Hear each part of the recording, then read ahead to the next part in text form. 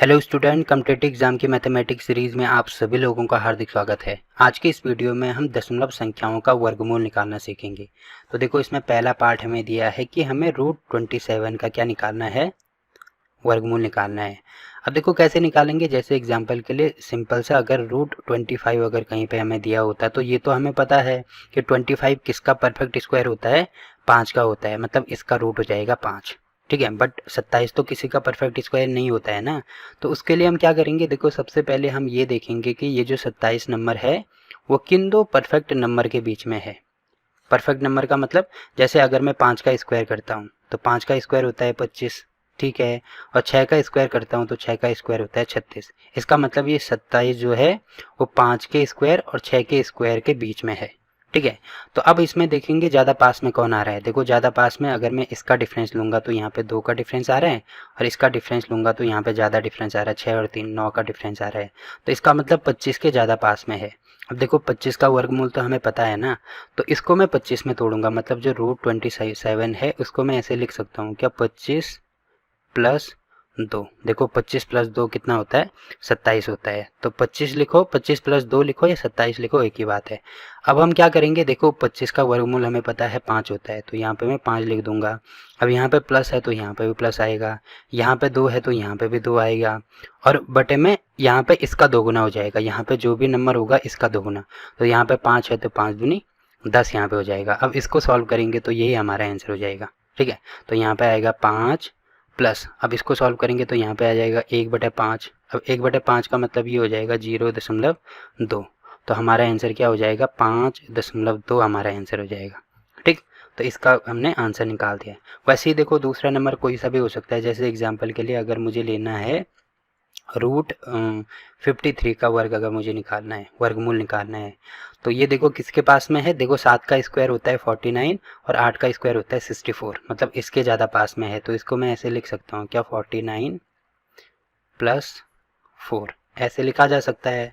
अब 49 का वर्गमूल जो होता है, मतलब 49 7 का स्क्वायर होता है, तो यहाँ पे हो जाएगा 7। अब बीच में प्लस है तो यहाँ पे प्लस, यहाँ पे 4 है तो यहाँ पे भी 4, और बटे में इसका स्क्वायर, इसका स्क्वायर नहीं इसका दोगुना, सॉरी।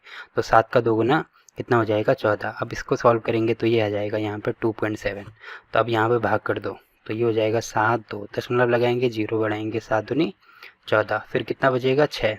अब एक और 0 लगाएंगे तो 7 अटे कितना होगा, 56। तो यहाँ पे ये हो जाएगा 7 पॉइंट, दशमलव के 2 स्थान ही ले लो, ठीक है, कोई फ़र्क नहीं पड़ेगा, 28।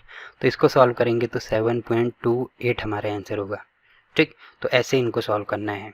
अब देखो जैसे हमें इसका दूसरा पार्ट दिया है कि हमें वर्गमूल √0.5 की वैल्यू निकालनी है। अब सबसे पहले इनमें क्या करते हैं, दशमलव हटाते हैं। तो दशमलव में कैसे हटाऊंगा, देखो यहाँ पे एक दशमलव हटाएंगे तो एक 0 आ जाएगा बटे में, तो ये हो जाएगा √5/10। क्योंकि छोटी कक्षाओं में आपने पढ़ा होगा ना कि अगर यहाँ पे दशमलव हटाना है तो दशमलव के ठीक नीचे एक लिखते हैं। अब दशमलव के आगे जितने नंबर होंगे उतने 0, तो एक नंबर है तो एक 0, वही चीज़ मैंने यहाँ पे लिखी है। अब देखो हमें ये देखना होगा, इसमें काफ़ी इंपॉर्टेंट चीज़ आपको ये ध्यान रखनी है कि बटे में हमेशा ही परफेक्ट स्क्वायर बनेगा। किसका परफेक्ट स्क्वायर बनेगा ये आपको देखना है। जैसे 10 तो किसी का परफेक्ट स्क्वायर नहीं होता है, तो 10 नहीं होता है तो इसको एक और 10 से गुणा कर दो, तो 100 तो होता है ना, किसका होता है, 10 का होता है। तो यहाँ पे 10 से गुणा कर दिया तो हमें यहाँ पे भी करना पड़ेगा।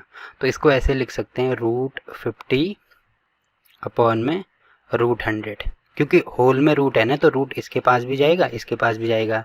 तो आप यहाँ पे देख रहे होंगे कि ये हो जाएगा रूट में 50 अपॉन में जो √100 होता है वो 10 का स्क्वायर होता है, तो यहाँ पे हो जाएगा 10। तो इतना तो हमने निकाल दिया। अब देखो √50 को मैं बड़ी आसानी से निकाल सकता हूँ पिछले वाले मेथड से।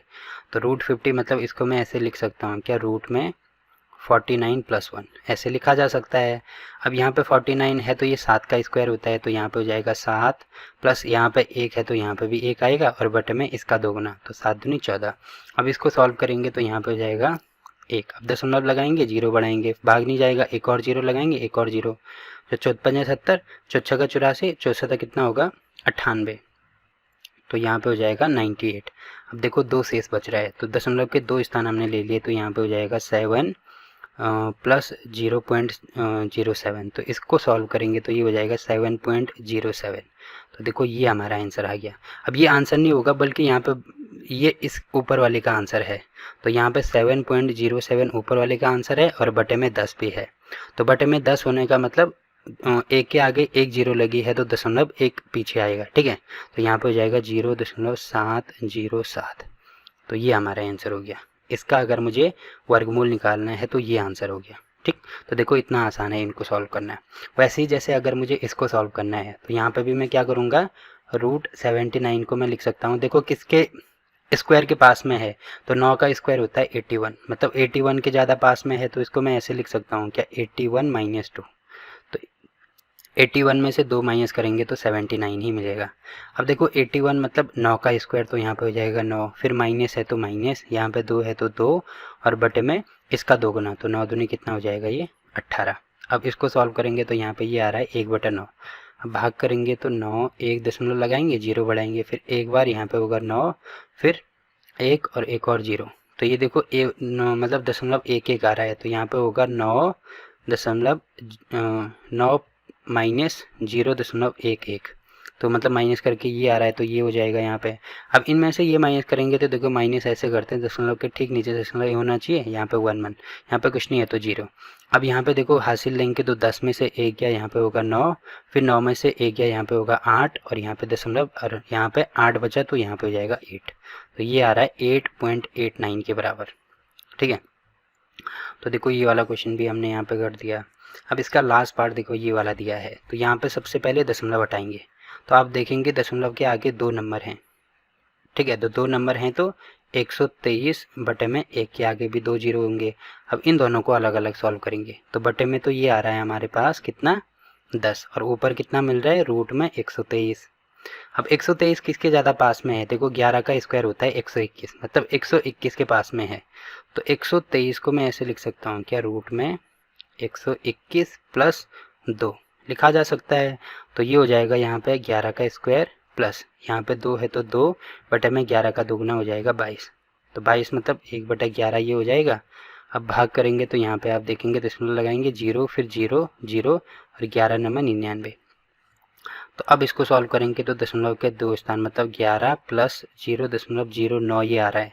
अब जोड़ेंगे तो कितना हो जाएगा, ये 11.09 हो जाएगा। अब देखो ये तो हमने इसकी वैल्यू निकाली, तो यहाँ पे 11.09 ये हो गया और बटे में 10 ये है, तो इसको सॉल्व करेंगे दशमलव एक इधर आ जाएगा, तो ये हो जाएगा 1.109। तो ये इसका आंसर हो गया, ठीक है। तो आप देखेंगे हमने इसके सारे पार्ट कंप्लीट कर दिए हैं। अब देखो इनमें आपको कहीं पे भी अगर कोई डाउट आता है तो आप कमेंट करके पूछ सकते हैं, ठीक है। काफ़ी सिंपल है, बड़ी आसानी से आप इनको सॉल्व कर सकते हैं। तो अगर वीडियो अच्छा लगा तो वीडियो को लाइक कीजिए, शेयर कीजिए अपने दोस्तों के साथ और चैनल को सब्सक्राइब करना ना भूलें। तो मिलते हैं आपसे एक और नई वीडियो में, तब तक के लिए बाय बाय।